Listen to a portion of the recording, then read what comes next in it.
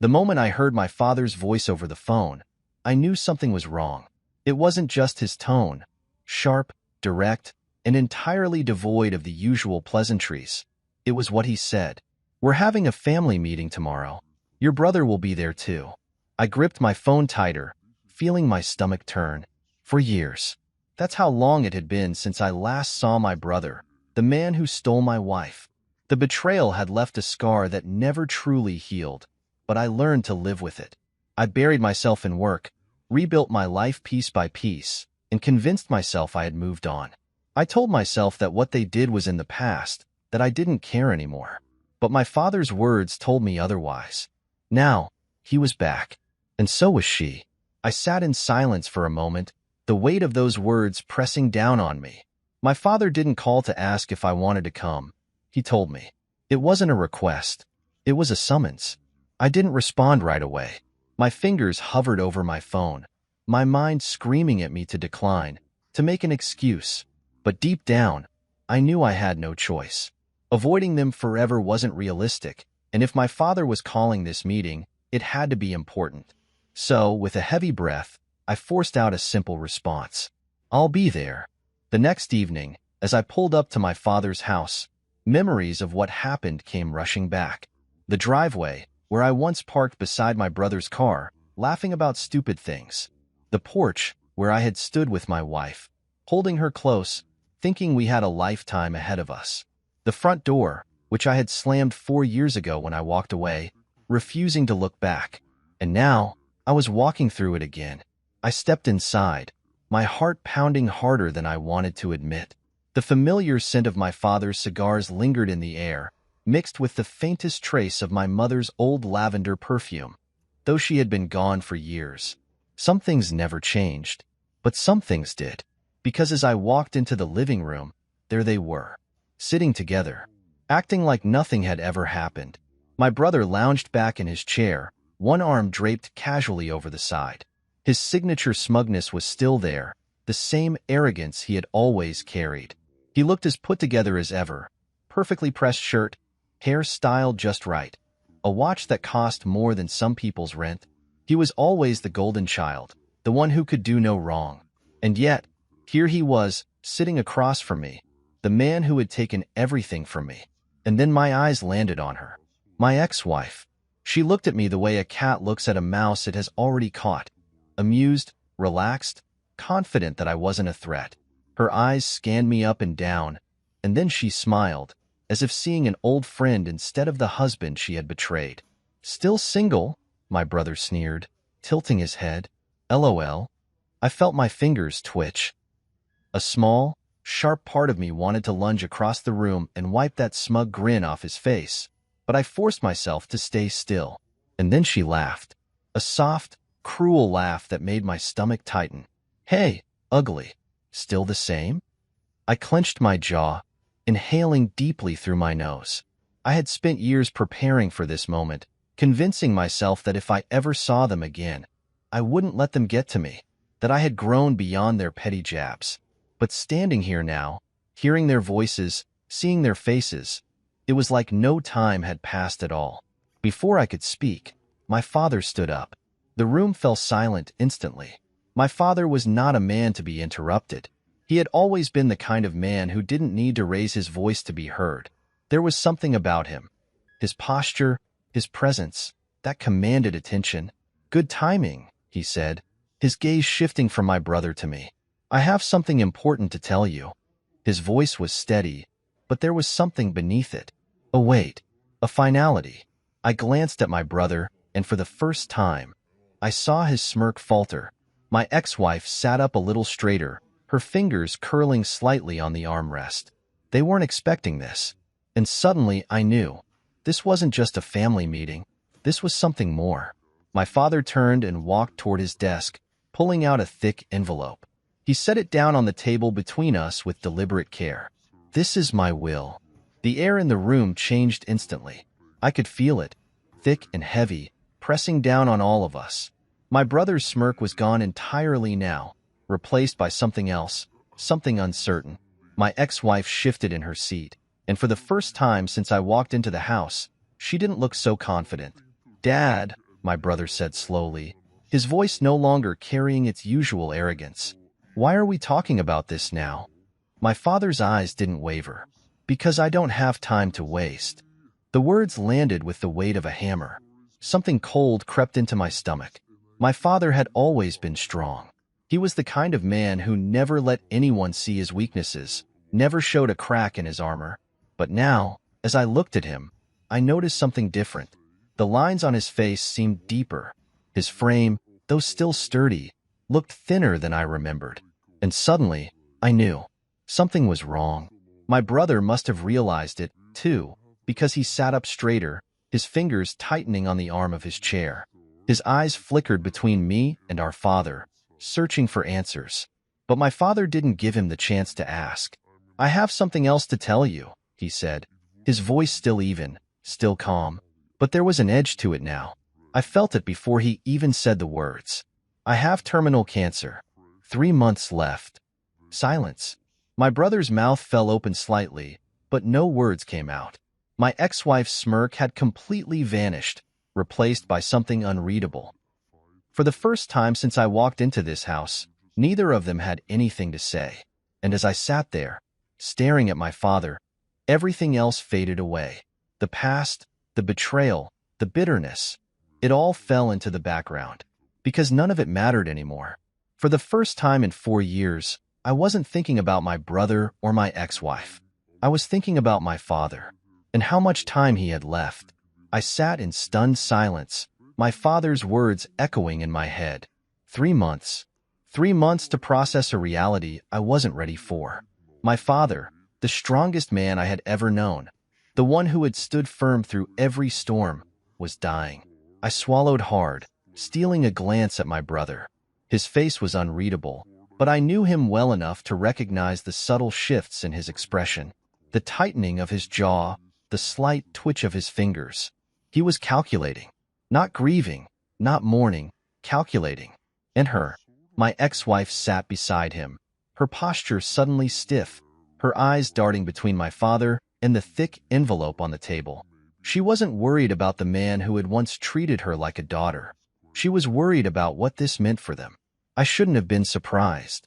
My brother had always been the golden child, charming, ambitious, and effortlessly successful. He could do no wrong in my father's eyes when we were younger. The eldest son, the one who was supposed to carry the family name with pride. Meanwhile, I was the quiet one, the one who worked hard but was always overshadowed. And then he took the one thing that mattered most, my wife. She and I had built a life together. We had plans, dreams, a future I thought was unshakable. I believed we were happy. But behind my back, they had been sneaking around, whispering their lies, building their own future while I remained oblivious. I found out the hard way. I still remember the night everything fell apart. It had been an ordinary evening, or so I thought. I had made dinner reservations at her favorite restaurant, planning to surprise her after a long day at work. I walked into that dimly lit restaurant, scanning the tables, expecting to find my wife waiting for me. Instead, I found her hand in hand with my brother.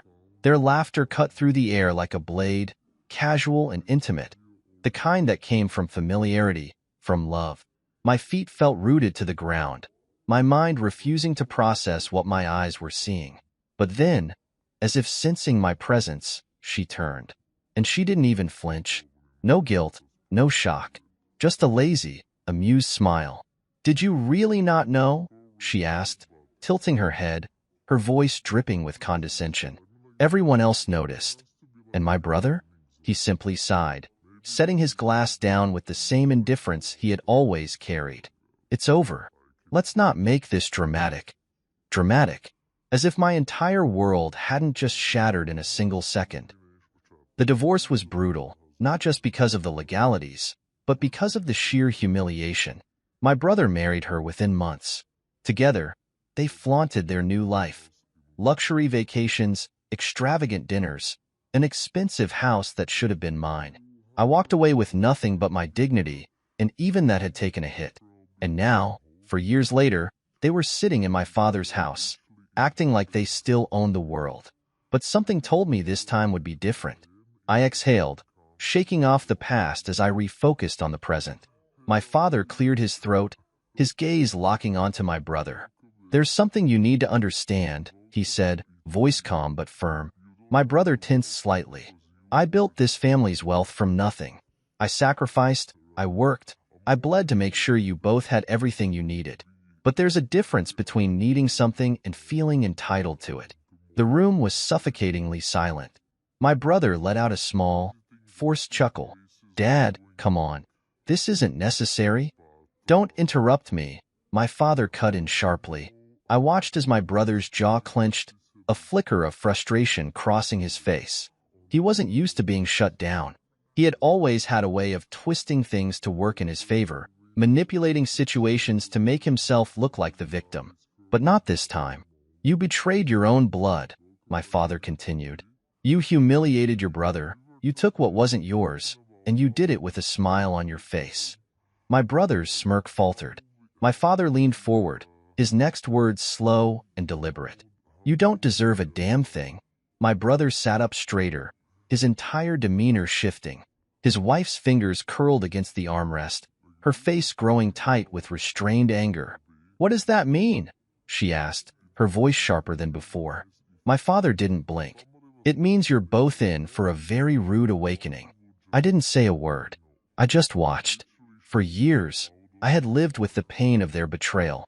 For years, I had told myself that karma didn't exist, that people like them always got away with their sins.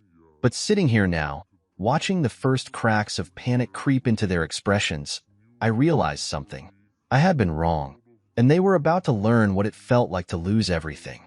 The silence in the room was suffocating, pressing down on all of us like a heavy weight. My father's words had hit like a hammer, shattering the illusion my brother and his wife had built for themselves. "You don't deserve a damn thing." I saw the flicker of uncertainty in my brother's eyes, the tightening of his jaw as he processed what had just been said. His wife, usually the picture of arrogance, shifted uncomfortably in her seat, her fingers tapping against her thigh in restless agitation. I didn't say anything. I didn't have to. For years, I had carried the weight of their betrayal, had suffered the humiliation, the anger, the pain. But now, as I sat across from them, watching the first hints of fear creep into their perfect, controlled expressions, I felt something I hadn't in a long time. Satisfaction. My father leaned back in his chair, his gaze never leaving my brother's face. "Before we go any further, let's talk about something important," he said, pulling out a thick envelope from the desk beside him. I glanced at my brother, watching as his hands curled into fists. He knew exactly what was in that envelope. We both did. My father's will. And that meant one thing. He wasn't just here to lecture us. He was here to set things in stone. My father set the envelope down on the table with deliberate care. "I want you to know exactly where my assets are going," he said, his voice as calm as ever. "Because some of you seem to think you have rights to things you don't deserve." I watched as my brother swallowed hard. His wife's smirk was long gone now, replaced by something colder, something calculating. "Wait, Dad, why are we talking about this now?" My brother finally spoke, his voice tight. My father exhaled slowly, rubbing a hand over his face. "Because I don't have time to waste," he said, and then the words that changed everything. "I have terminal cancer. 3 months left." The air in the room seemed to vanish. My brother's back straightened so fast it was as if someone had yanked a cord in his spine. His wife's hand flew to her mouth, her eyes widening. Not with grief, not with sadness, but with sheer, raw shock. I felt my stomach tighten. I had suspected something was wrong. The weight in my father's voice, the way his clothes fit a little looser, the tiredness in his eyes. Signs I should have noticed earlier. But hearing it spoken aloud made it real in a way that knocked the breath from my lungs. 3 months. That was all the time I had left with the only parent I had. "You never told us this," my brother muttered, his voice quieter than I'd ever heard it. My father didn't blink. I didn't feel the need to. "But now that you're here, let's discuss what really matters." He walked over to his desk, pulled out another stack of documents, and laid them in front of us. "These are records of all my financial transactions, my will, and something else." He paused, his gaze sharp. "Records of what happened 4 years ago." I frowned. What was he talking about? My father tapped his finger on one of the documents. Do you know where you were when your mother was sick? A sick feeling crawled up my spine. Our mother, kind, loving, and always putting family first, had passed away shortly after my brother's betrayal. I had been too consumed by my own pain to notice much at the time, but I knew she had spent her last months in and out of hospitals, growing weaker with each passing day. My brother scoffed, shaking his head. Dad, come on. What does this have to do with anything? My father ignored him. These are bank statements, he continued. You two received money from me for her medical care, $5,000 a month. I watched as my brother's face twitched. A slow, creeping redness spread across his skin. But there's a problem, my father continued, his voice cold. No payments were ever made. The silence was deafening. My ex-wife stiffened. My father didn't stop there. He pulled his laptop closer, clicked a few keys, and then turned the screen toward us. There's more, he said, his voice cutting through the room like a blade. A video began playing. At first, I didn't understand what I was looking at. Then, as the grainy footage became clearer, realization hit me like a punch to the gut. A timestamp, a location, and then my brother and his wife. The footage was from 4 years ago. The night our mother was struggling for breath in her hospital bed. They weren't with her. They weren't even home. They were at a luxury hotel, laughing, drinking, celebrating. The room felt like it had dropped in temperature.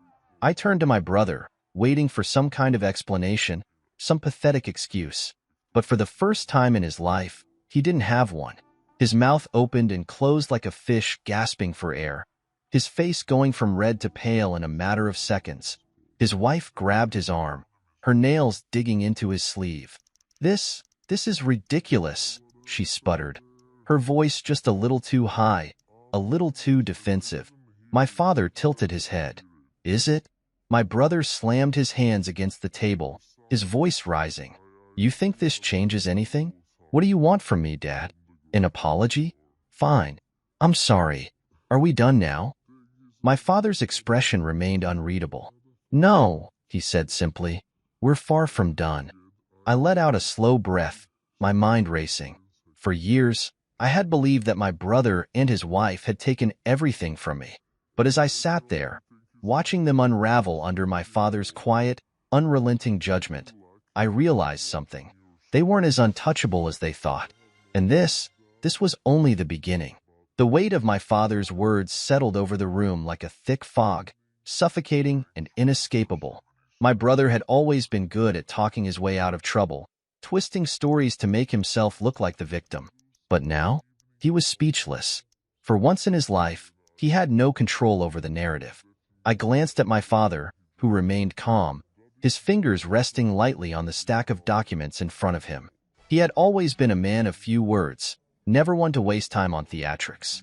When he spoke, people listened. And right now, my brother and his wife were terrified. You abandoned your own mother for money, my father said, his voice eerily even. And then, as if that wasn't enough, you stole from me. I turned back to my brother, watching as his face twisted with something between panic and fury. That's not true, he said through gritted teeth. I don't know where you're getting this, but don't lie to me.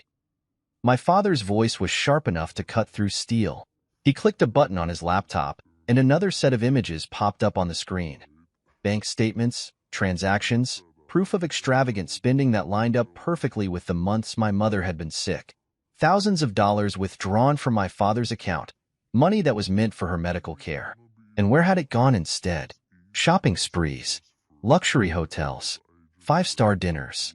My ex-wife let out a breath, shifting in her seat. This is ridiculous. What are you even trying to prove here? My father didn't even look at her. That I was blind, he said. Blind to what you two really were. My brother let out a hollow laugh, shaking his head. Come on, Dad. It's not like you're hurting for money. We didn't. You let your mother die alone. The words slammed into the room like a gunshot. I felt my chest tighten, my hands curling into fists at my sides. My mother had deserved better. She had deserved to know that the son she had loved unconditionally wasn't off spending her medical funds on cocktails and luxury resorts. But she never got that, because my brother had made sure of it. I had been drowning in my own grief, my own heartbreak, and I had assumed that they were too, that they were just as devastated, just as lost. But now, as I sat here, watching them, I realized they had never mourned at all. They had been celebrating, and something inside me snapped. Was it worth it? I asked, my voice low. Whatever you spent that money on, was it worth it? My brother shot me a glare. Don't start. No, I want to know. I leaned forward, staring directly into his eyes. When Mom was in that hospital bed, struggling for every breath, were you happy? Were you laughing? Were you toasting to your new life while she was gasping for air? Shut up, he snapped. My ex-wife shifted again, avoiding my gaze. For the first time, she wasn't smirking, wasn't taunting me with that cruel little smile. Because even she knew there was no excuse for this. My father exhaled sharply, rubbing his temples as if this entire conversation was draining what little energy he had left. I'm done talking, he said finally. The facts are right in front of you. I know what you did, and now you're going to face the consequences. A thick, tense silence followed, and then my brother laughed. A short, humorless sound. Consequences, he scoffed. What are you going to do? Cut me off? I'll be fine, Dad. You think I need your money? My father just watched him. Oh, I know you need it. My brother's smirk faltered. And then, without a word, my father picked up his will, the single document that held the power to decide our futures. He turned it over in his hands before finally setting it down in front of me. Every last cent I have, he said, his voice steady, is going to him. The room froze. For a moment, I thought I had misheard. I blinked, staring down at the papers, my mind struggling to process what had just happened. My brother, however, had no trouble understanding. He shot to his feet so fast his chair nearly toppled over. What? My father didn't so much as flinch. You heard me. No, this is a joke, right? My brother's voice rose in pitch, the panic bleeding through. His wife's head snapped toward him, her nails digging into his arm. You can't do this, she hissed. My father raised an eyebrow. Can't I? My brother's hands slammed onto the table. You can't just take everything and give it to him. His face twisted with rage as he turned to me, eyes burning. He doesn't deserve it. I tilted my head. Why? Because I didn't steal it from you first? His jaw clenched. His wife shook her head furiously, her carefully maintained composure crumbling. We'll fight this, she snapped. We'll get a lawyer. You're welcome to try, my father interrupted, but you won't win. His voice was final, unshakable, and I realized, with a quiet sense of satisfaction, that this was it. The empire my brother had built on lies and stolen wealth was crumbling around him, and this time, there was nothing he could do to stop it. I sat back in my chair, watching as the panic settled into their faces. I had spent years thinking that justice would never come, that I would live the rest of my life, knowing that they had taken everything from me and gotten away with it. But now, the tables had turned, and for the first time in a long time, I felt free. The silence after my father's words was thick, suffocating. My brother stood frozen, his body rigid with disbelief, while his wife's hand clutched his arm so tightly her knuckles turned white. This isn't happening, she whispered, more to herself than anyone else, but it was happening. For the first time in his life, my brother wasn't getting what he wanted, and he couldn't handle it. Dad, you can't be serious, my brother finally spoke, his voice cracking with something dangerously close to desperation. You're really going to throw me away? Your own son? My father exhaled slowly, rubbing a hand over his forehead. For a moment, he looked tired in a way I had never seen before. But when he spoke, his voice was as steady as ever. You threw yourself away the moment you decided to betray this family, he said. You made your choices.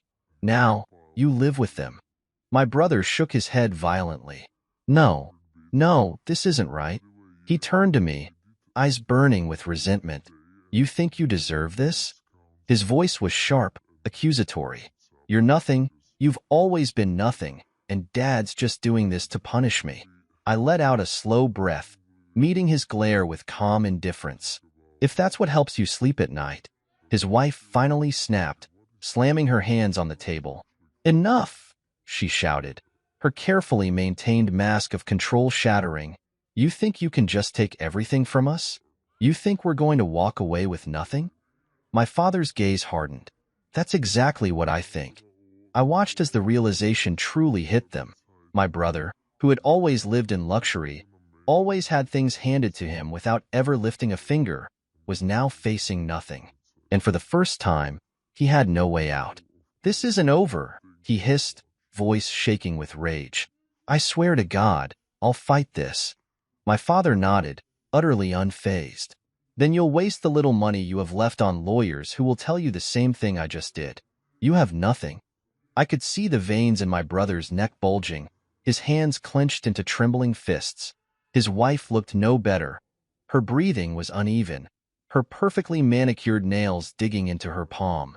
They had built their lives on stealing. Stealing from me. Stealing from my father. Stealing from my mother.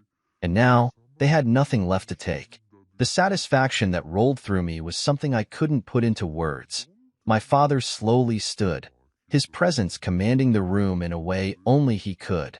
"There's one more thing," he said. My brother swallowed, clearly dreading whatever was coming next. My father pulled out another document and set it on the table. "These are copies of the financial transactions, the ones showing that you stole from me." My brother didn't move. He barely breathed. "If you fight this, I will take them to the authorities," my father said, his voice quiet but filled with absolute certainty. "And you will spend the rest of your life paying for what you've done." My brother's face drained of color. His wife gasped, turning to him with wide eyes. "Wait, what?" she whispered, grabbing his arm. "Tell me he's lying." He didn't answer. Because he couldn't. My father crossed his arms. "So here's your choice," he said. "You can leave here right now, accept that you've lost, and never come back. Or—" he leaned forward slightly. "You can fight me, and I will make sure you regret it." The threat hung in the air, thick and heavy. And then, for the first time, my brother broke. His shoulders sagged, the fire in his eyes dying out. He knew. He had lost. His wife, however, wasn't ready to give up. "We'll take legal action." "Shut up," my brother snapped at her, his voice hollow, defeated. She recoiled, her eyes widening. "Excuse me?" He didn't look at her. "Just shut up." My father exhaled, shaking his head. "That's what I thought." Without another word, my brother pushed back from the table and stood up. His movements were slow, heavy, as if he had aged 10 years in just a few minutes. His wife stared at him in disbelief, her chest rising and falling rapidly. "That's it? You're just going to take this?" He didn't answer. She let out a bitter laugh, shaking her head. "You're a joke?" I watched as something flickered in his expression. Hurt. Shame. But he didn't argue. Because deep down, he knew. This was the end. Without another word, my father reached for his glass of water, took a slow sip, and then nodded toward the door. "You can leave now." My brother clenched his jaw, his entire body vibrating with anger. But he didn't argue. He didn't fight. Instead, he turned and walked away. His wife scrambled after him, heels clicking against the floor. I let out a slow breath, feeling something inside me unravel. For years, I had carried the weight of their betrayal. For years, I had told myself that justice didn't exist, that they would always win, always land on their feet. But now, I was the one standing tall. And as they walked out that door, I knew I would never have to look back. The door slammed shut behind them, the sound echoing through the house like a final nail in a coffin. My brother and his wife were gone. For good. I sat there, staring at the empty space where they had been, feeling an odd, unfamiliar sensation settle over me. It wasn't just relief. It was freedom. For years, I had lived under the weight of what they had done to me. The betrayal, the humiliation, the injustice. It had consumed me, eaten away at me in ways I hadn't even realized until now. I had told myself that time had healed me, that I had moved on. But it wasn't time that healed wounds. It was justice, and justice had just been served. I exhaled slowly, turning to my father. He was still sitting, his fingers tapping lightly against the armrest of his chair, his expression unreadable. The strength in his posture was still there, but there was something else too. Fatigue. 3 months. That was all we had left. I felt my throat tighten. Dad. He looked at me, his eyes softer now. You did well, he said simply. I let out a hollow laugh. I didn't do anything. He shook his head. You didn't lose yourself. Not like he did. I frowned. I almost did. He nodded, as if he had always known that. I glanced back at the door, my mind still replaying the look on my brother's face as he realized it was over. For so long, he had been untouchable, the golden child, the one who always landed on his feet. But now, his world was falling apart, and I wasn't going to stop it. The fallout begins. The first cracks appeared within a week. It started with the money, or rather, the lack of it. Without my father's financial backing, my brother found himself struggling immediately. The house, the cars, the lavish lifestyle he and his wife had built weren't maintained by hard work. They were maintained by handouts. And now, the handouts were gone. I got the first call 3 days later. I let it ring, then another. Ignored it. By the 4th day, he tried a different tactic, a message. We need to talk. No explanation, no apology, just 4 meaningless words. I deleted it. Cracks in the perfect marriage. A week later, my father and I were having lunch when the first real piece of news came in. My father's lawyer had called with an update. My brother's wife had tried to contest the will. Tried, and failed. The look on my father's face when he heard was one of complete and utter amusement. She really thought that would work? I smirked. She never could accept reality, and reality was crashing down on her. It wasn't just the money. It was the public perception. For years, my brother and his wife had built their image around wealth, success, and power. They had flaunted it online, bragged about it to their friends, acted like they were superior to everyone else. Now, people were watching them crumble, and as the money dried up, so did their marriage. 2 weeks after the will was finalized, I got another message. This one was from her. He's ruining us. Do you really want to see your own brother like this? I stared at the words, letting them sink in. Ruining us. Not ruining himself. Ruining them. Because, of course, in her mind, this was never about his mistakes. Never about the choices they made. It was about who was left to blame. And for the first time, she was realizing that my brother had nothing left to offer. I didn't reply. I didn't have to. The collapse. By the time a month had passed, my brother was completely unrecognizable. The company he worked for, one that our father had helped him get into, let him go after his financial troubles became public. Turns out, executives don't take too kindly to fraud when it's splashed across legal documents. His wife? She left him. I don't know when or how, but one day, she just vanished. She deleted her social media accounts, cut ties with mutual friends, disappeared into whatever hole she had crawled out of. And my brother? He was alone. The last message he sent me came exactly 5 weeks after the meeting at my father's house. Are you happy now? I stared at the screen for a long time. I thought about everything.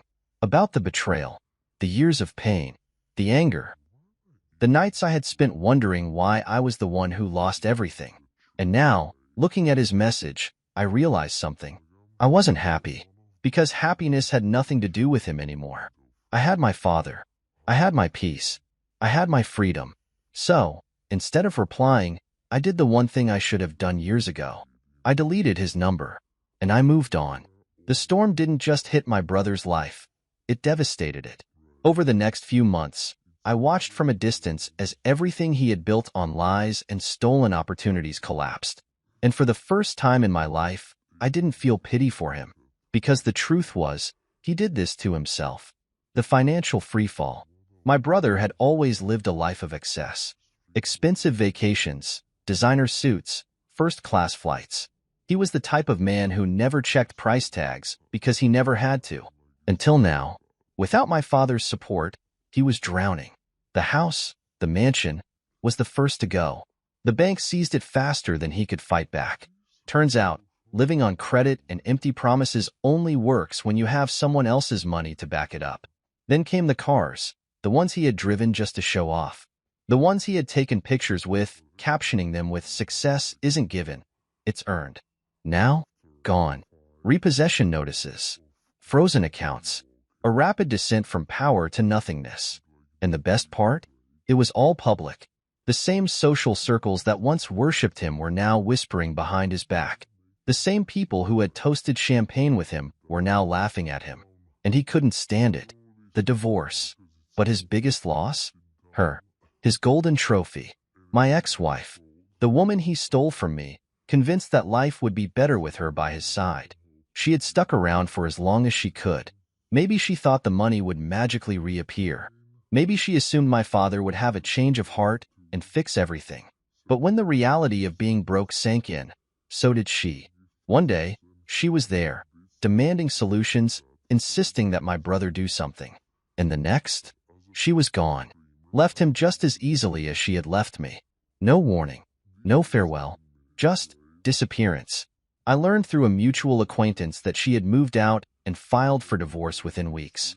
Took whatever small assets were still in her name and vanished into a new life. She had bet on the wrong man, and now she was looking for another one to save her. But my brother? He had nothing left to offer. Rock bottom. 3 months after my father cut him off, my brother reached his lowest point. I heard the rumors. How he was desperately trying to borrow money from anyone who would listen. How he had resorted to selling everything he still owned just to pay off debts. How no one wanted to help him. The mighty had fallen, and no one cared. And then, one evening, I got a call. A number I didn't recognize. I let it go to voicemail. Then another. Then a text. "Please, just pick up." I stared at the screen for a long time. I knew exactly who it was. And I knew exactly what he wanted. Money. A second chance. A lifeline. And for a split second, I felt something. Not guilt, not sympathy, but a strange, distant sadness. Because once upon a time, before all of this, he had been my brother, and I had loved him. But that was a lifetime ago. So, instead of responding, I did what I should have done years ago. I deleted the message, and I never looked back. The day of my father's funeral arrived with a gray, overcast sky, as if the world itself was mourning. The past few months had been a whirlwind. Watching my brother's downfall, finalizing legal matters, and most importantly, spending every moment I could with my father. I had done my best to make his last days peaceful. We sat together in the evenings, reminiscing about old stories. He never spoke much about my brother after the will was finalized. He had made his decision and had no regrets. His focus was on me, on making sure I was prepared to carry on the family legacy. And then, just like that, he was gone. I stood by his grave, hands clenched at my sides as the priest spoke, his voice a dull hum in the background. The funeral was small, family, a few old friends, business associates who had respected my father. But I knew there was one presence I had been dreading. And then, I saw him, my brother. He stood a few yards away, not close enough to be part of the gathering, but not far enough to be unnoticed. He looked like a ghost of the man he used to be. His expensive suits were gone, replaced by something much more modest. His hair, always perfectly styled, was unkempt. He had lost weight, the arrogance stripped away from his posture, and for the first time in our lives, he looked truly alone. I turned back toward the casket, inhaling sharply as it was lowered into the ground. My father had always been my anchor, my quiet source of strength. And now, I had to face the world without him. When the service ended, people began to trickle away, offering their condolences before departing. I kept my gaze forward, refusing to acknowledge my brother's presence. But I knew he was waiting for a chance to talk to me. And sure enough, as soon as the crowd had thinned, I heard his voice. "We need to talk." I closed my eyes briefly before turning to face him. "There's nothing left to say."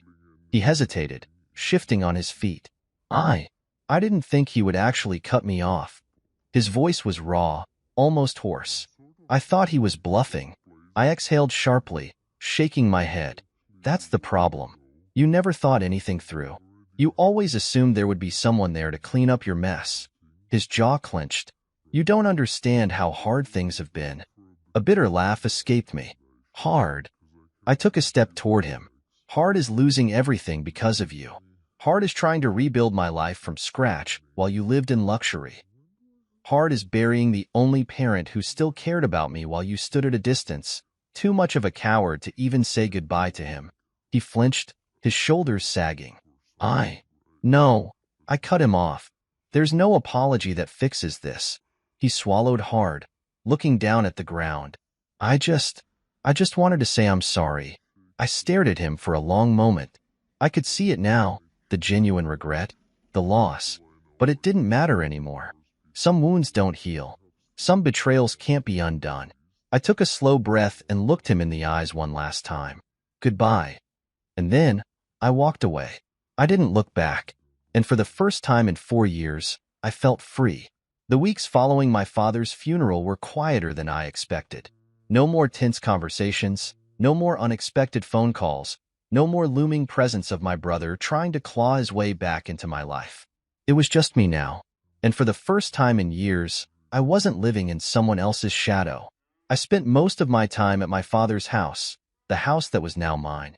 It still felt strange, walking through the halls of my childhood, knowing that everything here belonged to me alone. I had spent so long being the forgotten son, the one left behind while my brother took center stage. Now, it was his turn to disappear. I hadn't heard from him since the funeral. Part of me wondered if he had finally accepted that there was no way back, that the damage he had done was irreparable, or maybe he had just given up. Either way, it didn't matter anymore, because I had no intention of looking for him. Instead, I focused on rebuilding, not just my father's estate, but my own peace of mind, the house that held memories. At first, it was difficult being in the house alone. Every room held memories, echoes of the past whispering through the walls. My mother's old reading chair by the fireplace. My father's study, where I used to watch him work late into the night. Even the dining room, where so many family dinners had taken place, before it all fell apart. But little by little, I started making it mine. I redecorated, replaced old furniture, cleared out the things that no longer held meaning, keeping only what truly mattered.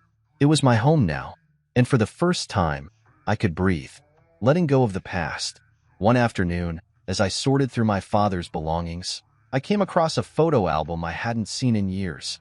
I hesitated before opening it, unsure if I was ready to face what lay inside. But as I flipped through the pages, I found myself smiling. There we were, my father, my mother, and me. Long before the betrayals, before the bitterness, before my brother had stolen something that was never his to take. It reminded me that there had been good times, that my entire life hadn't been shaped by loss. And that realization? It was freeing. Because for the longest time, I had let anger define me. But I didn't have to anymore. A future of my own. With the estate settled, I finally allowed myself to think about what came next. For so long, I had been caught up in the past.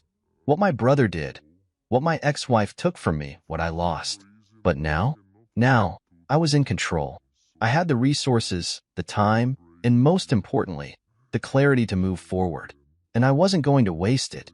I started making plans, expanding my business, traveling, doing all the things I had put on hold while drowning in betrayal. Because this was my life now, and I was ready to start living it. The sun was setting as I stood on the back porch of my father's house. My house now. The sky was painted in soft hues of orange and pink, stretching endlessly across the horizon. The wind carried the scent of freshly cut grass, and for the first time in years, I felt something I had almost forgotten. Peace. The last few months had been a storm, a relentless hurricane of betrayal, loss, and reckoning. But now, as I stood here, staring at the vast land my father had built with his own 2 hands, I realized something. I had survived. And not just survived, I had won. Not in the way my brother would have defined it. To him, winning had always been about power, about taking from others to elevate himself. But my victory was different.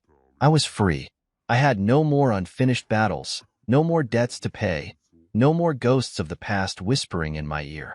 I had walked through the fire, endured every loss, and come out the other side, stronger, reclaiming myself. That night, I sat at the dining table, sipping a glass of whiskey, reflecting on everything that had led me here. I had spent years in the shadow of my brother's betrayal, feeling like a fool for trusting the people who had turned on me so easily. I had spent years questioning if I was too weak, too blind to see it coming. But now, I realized, it wasn't my failure. It was theirs. They had destroyed themselves. I had simply endured. A life of my own choosing. For the first time in forever, I wasn't living in reaction to someone else's choices. I wasn't rebuilding my life because of what they had done. I was building it because I wanted to. I had the money, the freedom, and the clarity to go anywhere, do anything. The house was mine, the business was thriving, and there was no one left to hold me back. And it felt good. No more looking over my shoulder. No more waiting for the past to catch up with me. No more wondering if my brother would ever change. He wouldn't, and it no longer mattered. The final closure. One morning, I received an email. From him. I stared at it for a long time before opening it. It was short. I lost everything. I don't know where to go from here. If you ever cared about me, even a little, you'll help me. Please. I sat there, rereading the words, waiting to feel something. Anger, sadness, regret. But there was nothing, because I had finally let go. I didn't respond. I simply deleted it. And as I walked out into the bright morning sun, feeling its warmth on my skin, I smiled. Because I was finally, truly, free.